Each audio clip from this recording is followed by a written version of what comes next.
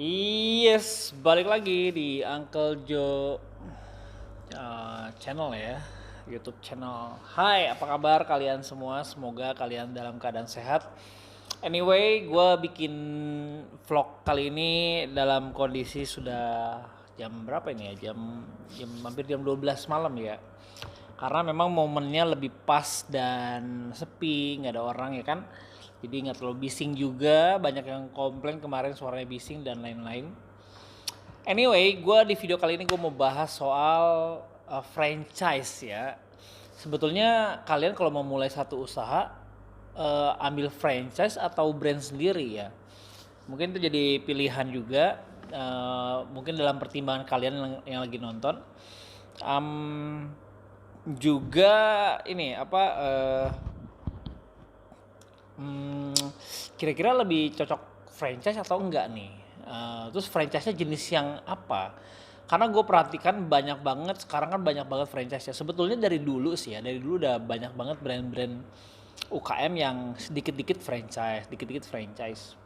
Gue sendiri juga sebagai master franchise juga menjual franchise juga. Tapi gue sih jujur lebih lebih apa ya, lebih karena gue juga baru 2 tahun ya, dan ada beberapa outlet juga, dan apalagi di kondisi era pandemi gitu ya, jadi banyak banyak distraction, even di gua pun juga banyak hal-hal yang memang di luar harapan ya, di luar harapan yang banyak terpukul, situasinya kurang oke, kita keramaian juga susah, jadi beberapa mitra mungkin juga dalam kondisi yang tidak begitu menguntungkan ya, masih buat bertahan aja gitu. Jadi untuk cari cuan gitu agak berat gitu di era pandemi ini. Anyway, gue mau sharing dulu. Sebetulnya oke franchise atau brand sendiri?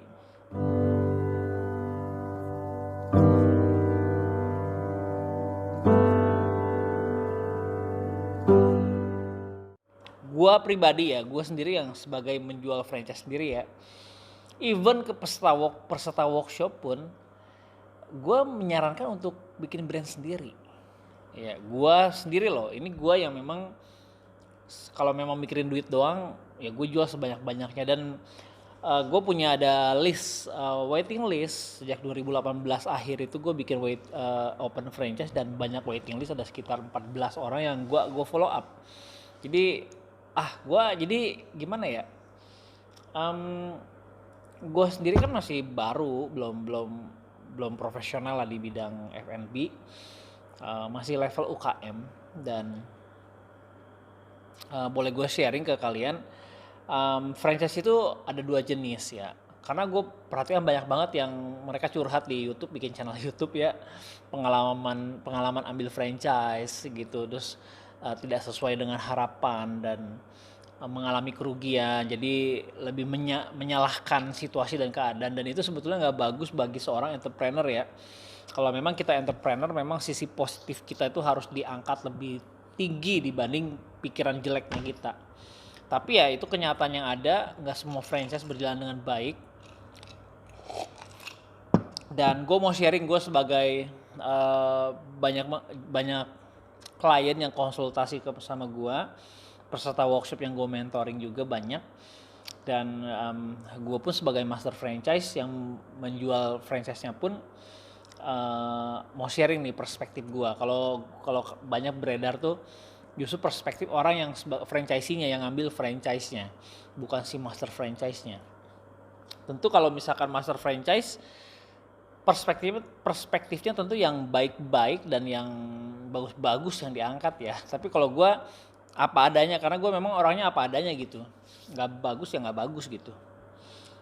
Masih belum oke sistemnya, gue akui masih belum oke ya. Siapa gitu, gue kan juga baru gitu ya. Jadi di dunia franchise itu memang mimpi gue pengen punya beberapa cabang, beberapa outlet. Ya mungkin kalau lebih ada tim tuh lebih cepat ya, kalau ada mitra lebih cepat berkembangnya dibanding kita sendiri. Oke, langsung aja ke topik materi yang gue susun. Jadi franchise itu teman-teman perlu pahami sebelum memutuskan mengambil bisnis franchise ya. Kalau kalian tahu, harus pahami dulu franchise itu ada 2 jenis. Ada yang corporate, ada yang UMKM. Ya. Ciri-cirinya adalah, kan sebetulnya kalau kalian mau tahu ya, franchiser itu harus punya izin dari Kemendak. Ya, ada peraturan Kementerian Perdagangan tahun 2018 ya, kalau nggak salah nomor 7 ya, kalau nggak salah ya, coba cek, gue lupa ingat dan gue juga nggak ngecek juga. Dia ada syarat-syarat yang harus dipenuhi oleh si master franchise. Ini gue bacain aja, nih sempat udah gue tulis di materi gue. Jadi master franchise itu harus memenuhi syarat di mana dia perlu memiliki surat tanda pendaftaran waralaba. Ya, masih punya STPW ya, surat tanda pendaftaran waralaba. Itu yang dikeluarkan oleh Kementerian Perdagangan ya. Dan usahanya juga memiliki ciri khas usaha ya, unik gitu ya, mungkin ada sesuatu yang nggak bisa diduplikasi oleh orang lain, dan sudah terbukti memberikan keuntungan ya.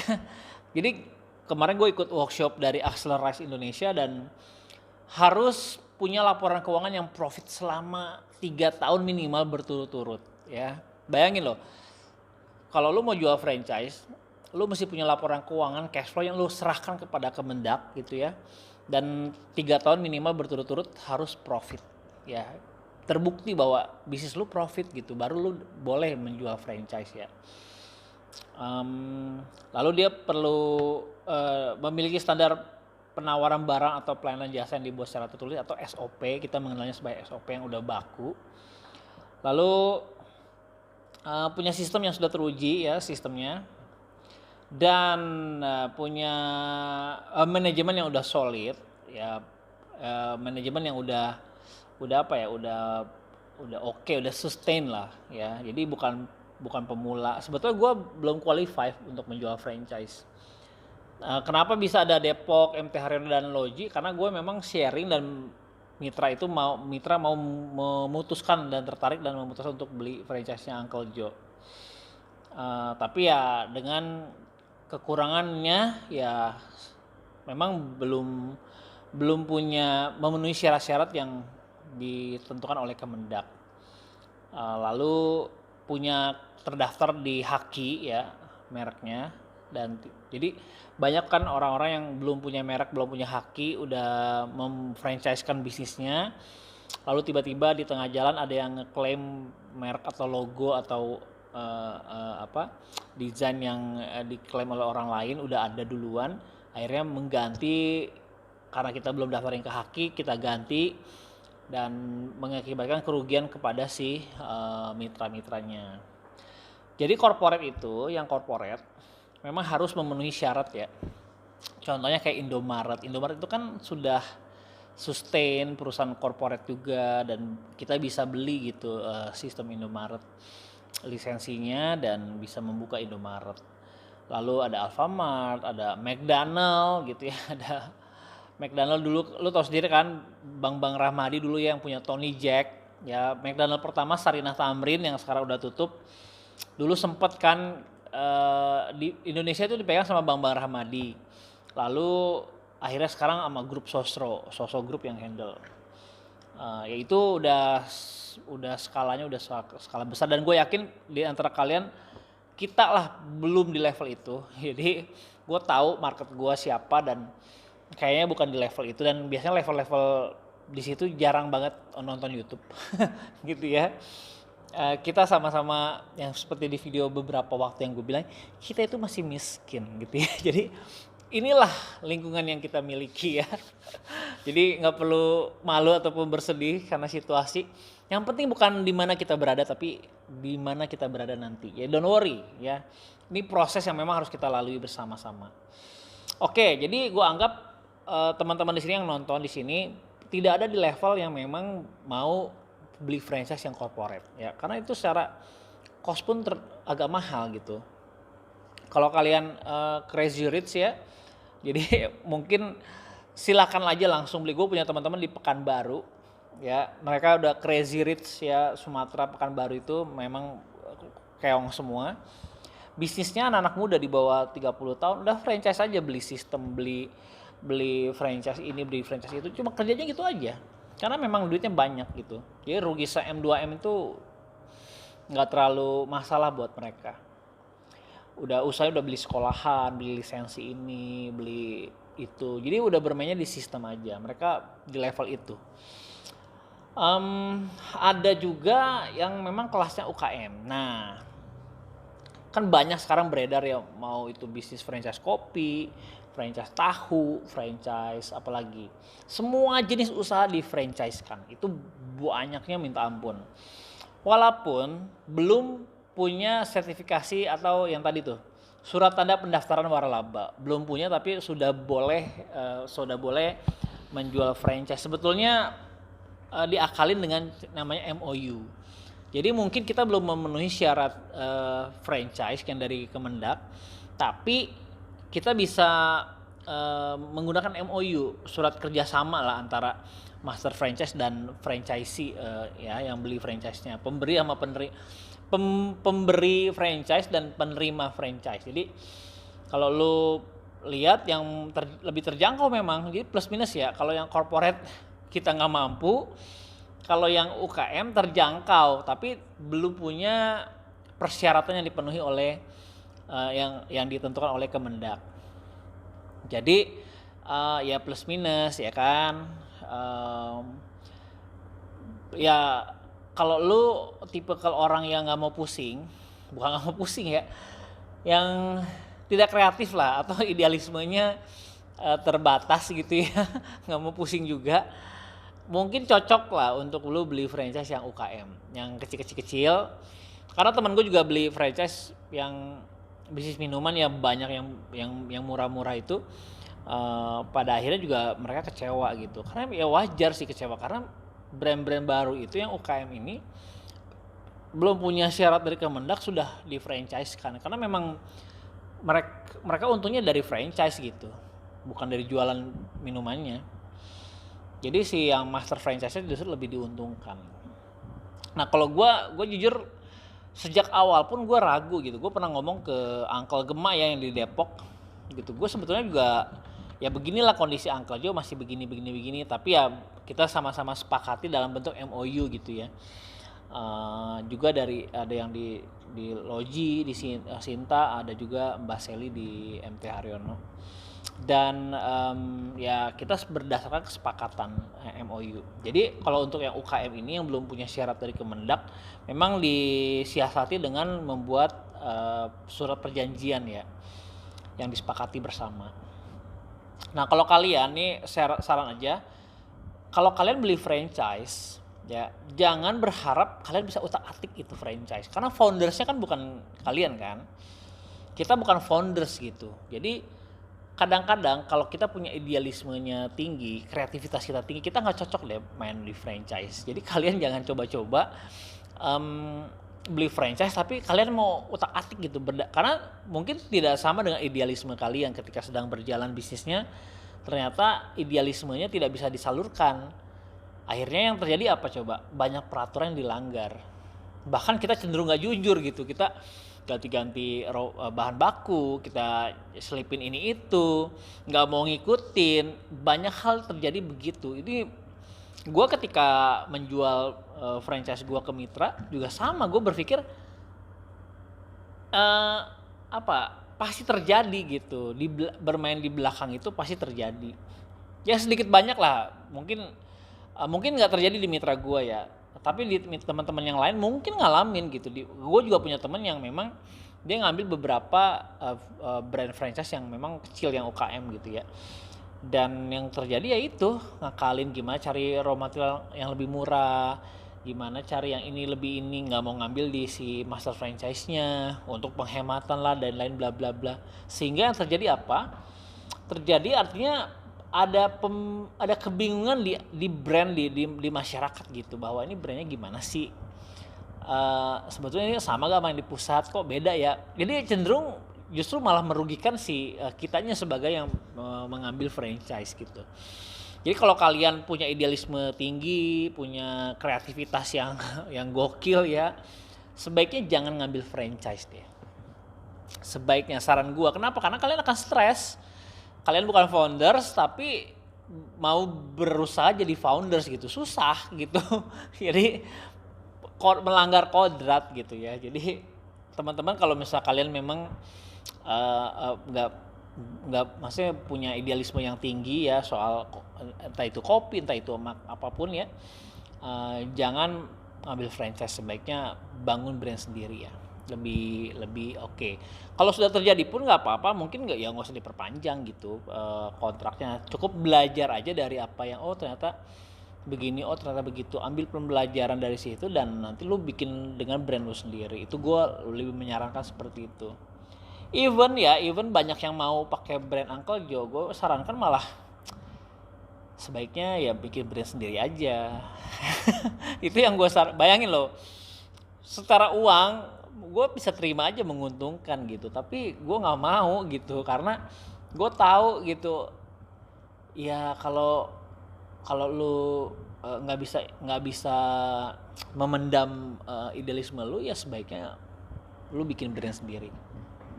Oke, kenapa sih banyak yang ngambil franchise walaupun tidak ada belum punya bukti bahwa bisnisnya itu running? Ya, entah itu musiman, entah itu cuma memanfaat gelombang hype-nya aja. Apalagi kopi, kalian tahu ya sekarang tuh benar-benar kopi banyak banget brand yang memang baru buka udah franchise. Itu mengerikan. Sesuatu yang cepat itu juga mengerikan ya, teman-teman jangan terlena dengan kesuksesan atau satu brand tertentu dan ternyata ini bisnis bagus. Gue pun menyadari bahwa kalau sekelas BlackBerry, Nokia aja bisa tumbang, apalagi gue gitu, Uncle Joe dengan brand yang masih baru gitu. Dan gue rasa perlu teman-teman pikirkan ya, kalau memang mau bermitra ya sepakati bersama gitu. Kesepakatannya di MOU itu poin-poin. Nanti mungkin di video berikutnya gue akan bahas soal poin-poin MOU itu ya. Oke, kenapa sih orang lebih memilih franchise walaupun belum punya bukti gitu ya, brandnya bagus karena lihat di portfolionya atau proposalnya juga oke. Karena dengan lu mengambil franchise, yang pusing tuh bukan lu tapi si foundersnya yang awal-awal membangun bisnisnya, dan lu nggak mulai dari nol, jadi lu langsung tahu resepnya bagaimana, raw material dan lain-lain, lu jadi bisa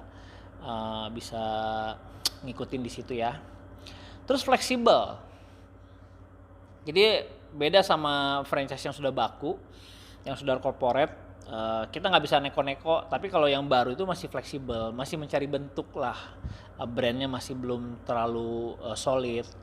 Jadi teman-teman masih bisa negosiasi atau diskusi sama si founders gitu. Terus secara harga pun terjangkau ya, secara harga terjangkau. Kalau lu beli McDonald, gue yakin lu nggak mampu ya. Gue aja nggak mampu McDonald. Dengan brand-brand yang kecil ya, kayak mungkin terjangkau buat sebagian teman-teman. Jadi ya kalau brand-brand yang memang yang UKM yang belum punya syarat dari Kemendak ya lebih terjangkau gitu. Mungkin haki juga masih gak jelas ya hakinya. Terus juga produknya dan jasanya juga belum terlalu baku lah ya. Terus kalau misal lu rugi pun lu gak jatuh miskin gitu ya. Ya kalau misal modalnya cuma 15 juta 20 juta lu hilang, udahlah merem ya, gak sampai miliaran gitu. Jadi mungkin ada buat kayak uang sekolah aja jadinya, belajar bagaimana sih ngatur raw material.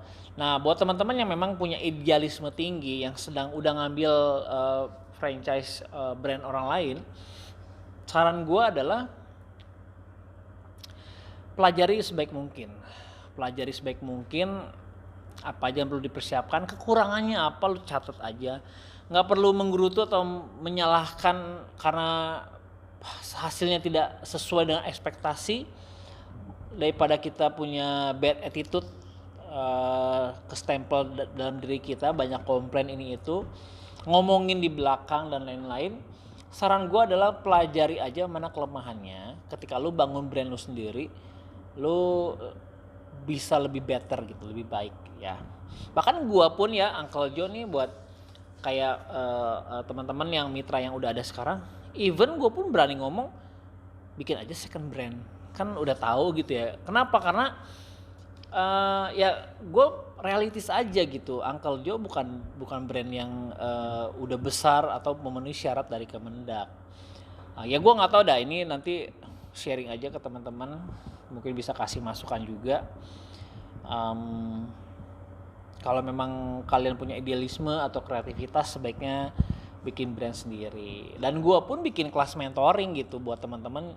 Bayangin gue udah ada 60 lebih kedai kopi yang dilahirkan dengan brand yang berbeda-beda. Semuanya gue mentoring juga dalam satu grup WhatsApp group. Dan kita ada reunian dalam periode jangka tertentu gitu, 3 bulan sekali ataupun 6 bulan sekali kita ada reunian rame-rame, diskusi bahas berbagai macam brand kopi yang lahir dari workshop Uncle Joe. Dan ya gue memang kalau memang lu nggak mau pusing atau memang percaya mau menyerahkan sejumlah uang untuk kita bangun brand sama-sama, ya mungkin monggo ya. Terus di MOU ya mungkin di sebelum tanda tangan kita diskusi sampai detail, sedetail-detail mungkin, informasinya sebanyak-banyak mungkin, sehingga kita mengambil sebuah keputusan dalam kondisi yang sadar gitu, tanpa paksaan, tanpa tekanan dari pihak manapun. Jadi saran gue ya, kalau memang lo memutuskan untuk ambil franchise, pelajari sedetail mungkin. Bahkan kemungkinan terburuk pun lo mesti diskusiin ya. Gitu. Dibanding lu diem-diem aja terus ya karena tidak pernah komunikasi, jadi akhirnya banyak misleading gitu jadinya. Oke, gimana menurut kalian? Apakah kalian mau ngambil franchise ataupun enggak? Silakan diputuskan sendiri, ataupun punya ide ya silakan tulis di kolom komentar. Kita bisa diskusi bareng. Dibanding kita menjelek-jelekan satu brand tertentu dalam bisnis franchise-nya ataupun sistemnya, sebaiknya kita ambil mana yang positif, mana yang buruk untuk dijadikan pelajaran buat supaya kita punya brand di kemudian hari lebih better, lebih bagus ya. Bahkan gue menyarankan teman-teman sebaiknya bikin brand sendiri aja. Lu bayangin ya, gue punya brand franchise tapi gue menyarankan gitu bukan karena gue nggak yakin, gue ya wajar lah, gue sendiri sebetulnya kurang yakin 100%. Kenapa ya? Karena requirement dari Kemendak aja gue belum penuhi gitu. Haki ya gue udah urusin. Profit selama 3 tahun berturut-turut gue sudah bisa membuktikan profit. Terus tapi gue belum diakui dong sama pemerintah Kemendak, bahwa bahkan dia kan mau merekomendasikan, Kemendak tuh sampai mengeluarkan tanda daftar waralaba itu ya karena dia punya kepentingan juga untuk UKM ini berkembang jadi corporate ataupun skala nasional. Ya udah kurang lebih sharing tentang franchise begitu ya. Teman-teman silakan putuskan, pilih sendiri. Kalau memang punya idealisme sendiri, bangun aja dengan brand sendiri. Tapi kalau enggak punya, ya udah jadi mitra aja, bekerja ngikutin aja, ngeflow, lihat alurnya gimana. Jadi daripada kita banyak mengeluh, banyak komplain, kecewa dengan brand tertentu, sebaiknya itu attitude yang gak bagus. Dan saran gue ya sebaiknya ambil hikmahnya, ambil positifnya. Ingat, uang bisa dicari tapi kitanya jangan sampai hilang. Mungkin uang bisa hilang ya, tapi sehilang-hilangnya uang akan muncul lagi itu uang gitu ya. Beda sama kitanya, kalau kita sampai hilang diri kita, kehilangan diri kitanya hilang, mungkin kita nggak bisa kembali gitu. Jadi sebaiknya teman-teman pikirkan baik-baik sebelum memulai satu bisnis ya, satu tindakan untuk mengambil bisnis franchise atau tidak. Jadi gue rasa gitu deh vlog kali ini ya.